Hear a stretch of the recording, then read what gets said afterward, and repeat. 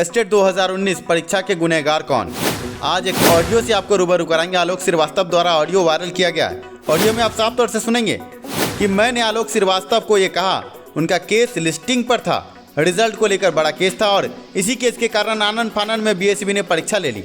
Case में साफ तौर से अगर उस लेटर का जिक्र अगर कर दिया जाता कि बीएसबी ने लेटर जारी कर दिया कि सिलेबस के साथ परीक्षा होगी, पर बिना सिलेबस के कोरोना कालीन परीक्षा कैसे हो रही है, सिर्फ इतना कहना था। और इसके बाद हाईकोर्ट पुनः स्टे लगा करके कोरोना काल के बाद परीक्षा लेती, पर आलोक श्रीवास्तव ने ये केस किया था रिजल्ट के लिए और उन्होंने मेरी बात को नहीं माना।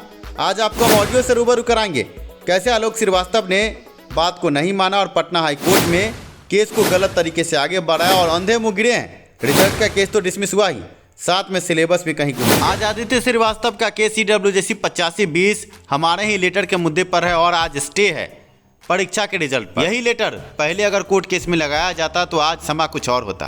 गुनहगारों को पहचानिए, ऑडियो को सुनिए।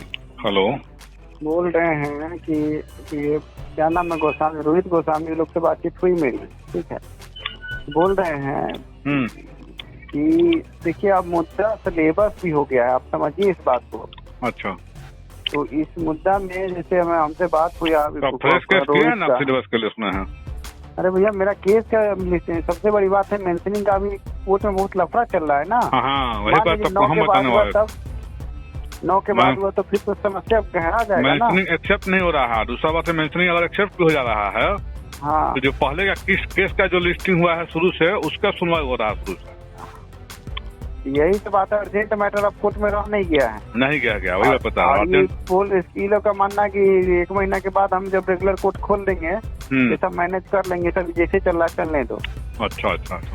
तो ऐसी स्थिति में तो हम लोग को देखिए, आप भी सिलेबस से पीड़ित होंगे और भी लोग हैं, और ऊपर से सेंटर सब देख रहे हैं। अब आपको हम स्पष्ट बता रहे हैं, सुनिए आप। हम लोग जो आर्गुमेंट दिए हुए हैं कोर्ट में, उसमें स्पष्ट लिखे हुए हैं कि जो भी क्वेश्चन आया हुआ है according to the prescribed norms and condition and syllabus of the, वो सब बात, वो ये सब पढ़िएगा ना तो फिर पता चलेगा कि रिजल्ट तक गिरे यहाँ से, सिलेबस भी चल जाएगा। ये सब अलग चीज है। हम अपने वकील से बातचीत किए हैं, उनको हमने कहा है कि सिलेबस के मुद्दे पर आप समर्थन में रहिए, और आपके जो भी 2 और केस जो आपके साथ टैग हुए हैं उनको भी मैंने कहा, वो लोग भी तैयार है, लेकिन आप ही इसमें नहीं तैयार है, इसीलिए हम आपको फोन किए। ना सिलेबस के मुद्दे पर क्या उन्हें कोई प्रश्न नहीं उठता है, क्योंकि हम कोर्ट में आर्गुमेंट हम ई करेंगे। मान लीजिए, आप सुनिए मेरी बात, एग्जाम मान लीजिए, देखिए मान लीजिए तो बहुत कुछ, लेकिन हम एग्जाम हम जो केस लड़ रहे हैं वो एग्जाम को बचाने के लिए लड़ रहे हैं, ठीक है। नहीं बचा तब, नहीं बचा तब आप जान रहे कि नहीं बचेगा। हमको तो पक्का इसमें 100% यही नजर आ रहा है। ठीक है, जान रहे, लेकिन वो अलग चीज है, आपकी अपनी भावना अगर है। आप मेरे जगह पे रहते तो आप क्या करते बताइए, थोड़ा हमको आप ही बताइए। हम तो अभी सिलेबस के मुद्दे को, ठीक है, यानी हम कोर्ट में क्या आर्गुमेंट दे, बताइए आप। आर्गुमेंट की बात नहीं है, जैसा कि इसमें इस मुद्दे को भी डालिए कि सरकार ने हमारा एग्जाम का ये जो मान लीजिए कि इन्होंने कहा कि आउट ऑफ सिलेबस था, वैसे भी आप हैं आर्ट के स्टूडेंट है ना, और आपके बारे में पूरा डिटेल मतलब बोला गया है, वकील साहब से भी बात हुई, उनका कहना है कि आलोक जी अगर इस आर्गुमेंट को डालते तो सीधे मतलब इस तरह से फेल हैं कि वो उनका तो आउट ऑफ सिलेबस था ही, क्योंकि उनका दूसरे का छोड़ दीजिए। आप जो लड़के जो हैं साइंस के, वो क्या कहते हैं कि आर्ट्स के जो स्टूडेंट हैं उनका आउट ऑफ सिलेबस था, सिर्फ उनका कैंसिल किया जाए, बाकी से छोड़ दिया जाए। ऐसा आर्गुमेंट है ना। मेरा आर्गुमेंट तो नहीं, आपका नहीं, अब मेरा नहीं है, और लोग का होगा, सबका विचार है। ऐसा आर्गुमेंट आप ही सुने होंगे। मेरा कहना है कि अगर मान लीजिए, बुरा नहीं मानिएगा, आप बहुत मेहनत किए केस में, आप कल केस को डिसमिस करा हो जाता आपका केस, एक मतलब पॉसिबिलिटी बोल रहे हैं, बुरा नहीं मानिएगा। तो उस वक्त तो आप सिलेबस को भी मतलब खत्म मतलब मानिए, और आपका केस भी डिसमिस हो गया। केस में जो लड़ा गया है, इसमें सिलेबस का कोई इशू बनाया नहीं गया है, ना किसी पॉइंट में, ना किसी रिप्लाई पे। तो इसमें एक अभी भी आपके पास क्या बोर्ड की जो कमेटी एग्जाम रद्द की है, क्या बोर्ड की कमेटी ये मानी है कि हम आउट ऑफ सिलेबस क्वेश्चन दिए हैं? आप पढ़े हैं कमेटी रिपोर्ट को? कमेटी रिपोर्ट में तो ये है कि क्या है बताइए। आज के विषय में जो सिलेबस का ध्यान नहीं रखा गया। नहीं, क्या है सुनिए, उसमें ये दिया है कि सामाजिक विज्ञान विषय में 4 विषयों से क्वेश्चन पूछा गया था। हाँ, उसको अलग अलग ग्रुप में बना के पूछता, और ग्रुप में बना के पूछता अलग अलग, लेकिन ये तो नहीं कह रहा है कि हाँ क्वेश्चन आउट ऑफ सिलेबस था। यही तो दिक्कत हो रही है।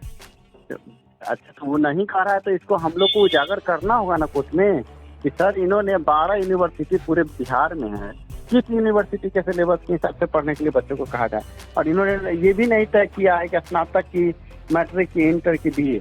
हाँ तो वही तो बता रहे हैं। देखिए 2011 वाला में जो विज्ञापन निकला था उसमें ये स्पष्ट लिखा हुआ था कि 80% जो क्वेश्चन आएगा वो स्नातक स्तर, सॉरी 9th-10th से आएगा। हाँ, और 20% क्वेश्चन जो है वो स्नातक स्तर से आएगा।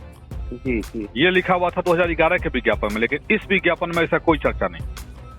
वही तो चर्चा नहीं, इसी पर इस विज्ञापन में सिर्फ ये कह दिया कि हम सामाजिक विज्ञान से 100 नंबर पूछेंगे, लेकिन वो कोर्स किस टॉपिक से पूछेगा इसका कोई चर्चा नहीं किया ये, और ना ही ये हिंट किया कि 80% वो 9th-10th से पूछेगा। इसका मतलब ये हुआ कि 6th to 10th आपको ओवरऑल पूरा पढ़ना पड़ेगा। भाई ओवरऑल पूरा पढ़ना होगा तो उसका भी तो एक लिमिट होना चाहिए ना। तो वही तो पढ़ लीजिए। सबसे बड़ा दिक्कत तो हम लोग को सोशल साइंस वाले लोग को है। इंग्लिश हिंदी का तो लिमिट है, ये है कि जो पढ़ना है 9th-10th में वही पढ़ना है। सोशल का कोई लिमिट है? इतिहास भूगोल का बोलिए ना, इतिहास क्या पढ़ेंगे? वर्ल्ड हिस्ट्री पढ़े, मॉडर्न हिस्ट्री पढ़े। एक क्वेश्चन पूछा किताब से, अब क्या कहिएगा इंग्लिश में? हम इंग्लिश के खुद है। अच्छा, एक क्वेश्चन किताब से पूछा है, बाकी कुछ नहीं। 9th-10th 11th से नहीं पूछा तो कुछ नहीं पूछा, पता है सारा। एक क्वेश्चन मात्र, एक फायर ऑफ अब्दुल कलाम, बस, और कुछ नहीं। तो कहने का मतलब है कि आपके पास समय है सर, बात समझिए, आपके पास सब कुछ, अभी चप्पू आपके हाथ में है, समझे? और कल अगर आप जो खेलिएगा उसका पूरा असर पूरे बिहार टीटी के अभ्यर्थियों पर जाएगा। देखिए चप्पू हाथ में है, लेकिन मेरा चप्पू सिर्फ एग्जाम को बचाने के पर्पज से चल रहा है, और एग्जाम बचाने के पर्पज से जो भी केस दाखिल किया गया है उसमें सारा आर्गुमेंट यही है कि exam according to the norms and condition of the advertisement और अकॉर्डिंग टू सिलेबस जो प्रिस्क्राइब है उसके अकॉर्डिंग आया है। इसलिए हम सिलेबस के अगेंस्ट वाली बात कोई कह ही नहीं सकते हैं अपने केस में। रोहित का कहना है कि नहीं ये बात नहीं है, वो कहा गया, ऐसा कुछ नहीं कहा गया है। हम इस पर वकील से बात कर रहे हैं कि सिलेबस की चर्चा हो। आप लीजिए रोहित गोस्वामी का लाइन पर, अगर ऐसा बात कुछ नहीं हुआ तो रोहित गोस्वामी का लाइन पर लीजिए। समाधान तो कुछ बताइए भैया, क्योंकि अभी मुद्दा अब अभ्यर्थी की जिंदगी का। समस्या जहाँ से उत्पन्न होती है समाधान वहीं से उत्पन्न होता है। समस्या अगर आपसे उत्पन्न हुई है, सब लोग को ऐसा लग रहा है, तो समाधान के लिए भी आपकी तरफ सबका नजर झुका हुआ है। भैया तो हम तो सिलेबस के लिए जो किए हैं, अब दिक्कत ये है कि हाईकोर्ट जो स्थिति है, आप समझ रहे हैं स्थिति तो हम झेल चुके हैं। समझ क्या रहे हैं कि 3 बार मेंशनिंग एक्सेप्ट हो गया, 17 तारीख से मेंशनिंग एक्सेप्ट हुआ और 31 तारीख को सुनवाई हुआ। सोचिए अब इसी से क्या स्थिति बन गया है कोर्ट का। हम तो करेंगे ही, लेकिन डेट जाएगा 9 के बाद, जाएगा 9 के, लेकिन मेरे पास कोई ऑप्शन नहीं है, आप समझ रहे हैं। मेरे पास बस एक ही ऑप्शन है कि हम अकॉर्डिंग टू प्रिस्क्राइब सिलेबस और अकॉर्डिंग टू एडवर्टाइजमेंट हमको एग्जाम बचाना है ना जी।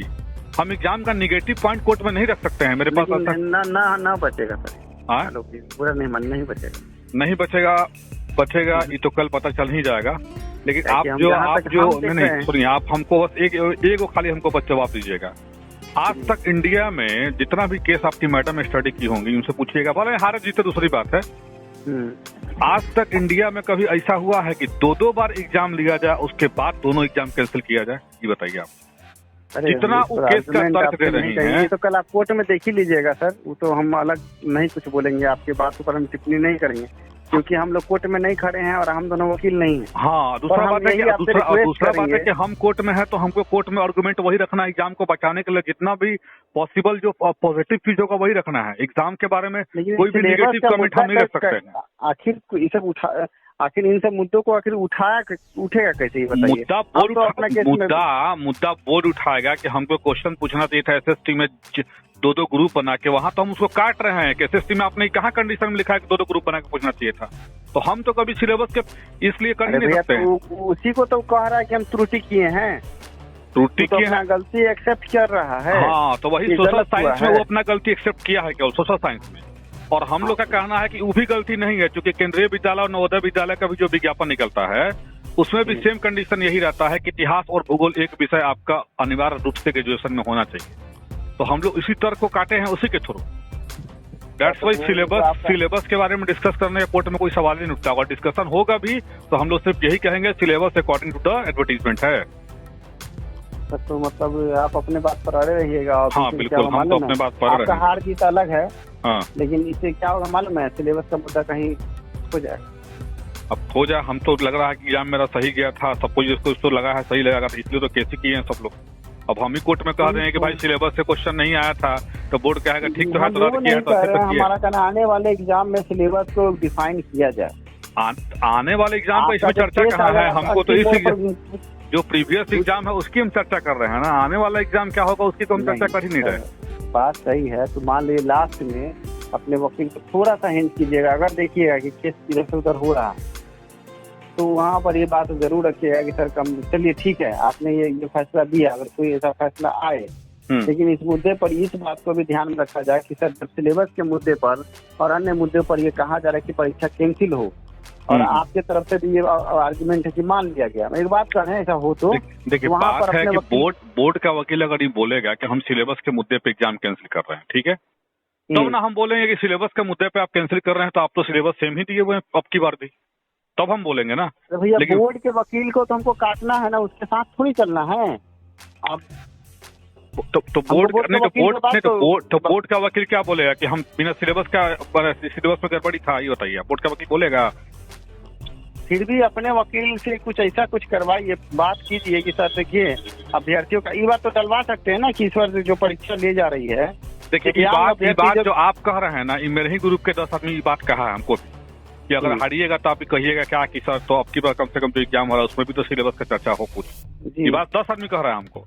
लेकिन हम बोले कि यार जो आर्गुमेंट तैयार है वो एग्जाम को बचाने के लिए है, और उसमें हमेशा एक पॉजिटिव आर्गुमेंट किया गया है सरकार के अगेंस्ट में कि तो सरकार यही जो आप कह रहे हैं ना, यही जीत दिनू कुमार का भी पकड़े थे, समझे। और एक मनीष कुमार पांडे हैं बक्सर के, वो बार बार कह रहे थे कि ये जो आज का सिलेबस है इसमें सर ये चारों को खिचड़ी नहीं बना सकता है। वो बोले कि नहीं ये मुद्दा नहीं रखा। मेरा घर छपरा है, ठीक है, और मेरा पूर्णिया एग्जाम दिया है, बताइए।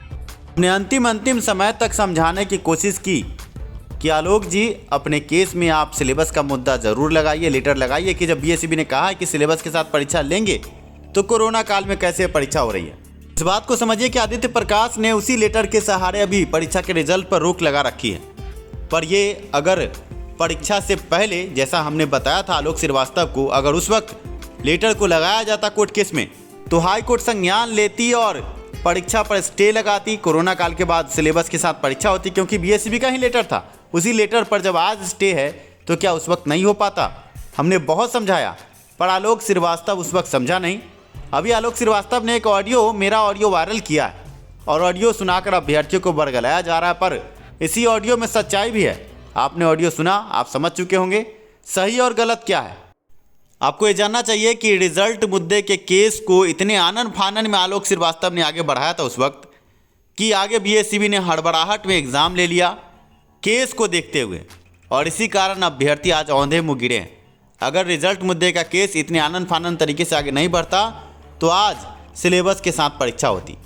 अभ्यर्थियों का 10 लाख रुपए के लगभग में इन लोगों ने खर्च किया, उसका कोई हिसाब नहीं है, पर अभ्यर्थियों की ज़िंदगी के साथ जो खिलवाड़ हुआ है और ये ऑडियो जो वायरल किया गया है, ऑडियो की सच्चाई आप खुद सुन लें, आप समझ सकते हैं एक बड़ा धोखा हुआ है अभ्यर्थियों के साथ। हमने पहली बार जब परीक्षा कैंसिल करवाया था तो हमने रिप्रेजेंटेशन देकर सिलेबस जारी करके परीक्षा करवाने की पूरी कोशिश की थी, पर कुछ लोगों ने अपने स्वार्थ सिद्धि के लिए या किसी अन्य कारण से अभ्यर्थियों की ज़िंदगी के साथ खेला।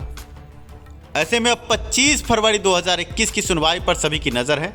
धन्यवाद वीडियो देखने के लिए। वीडियो पसंद आया तो लाइक ज़रूर करें।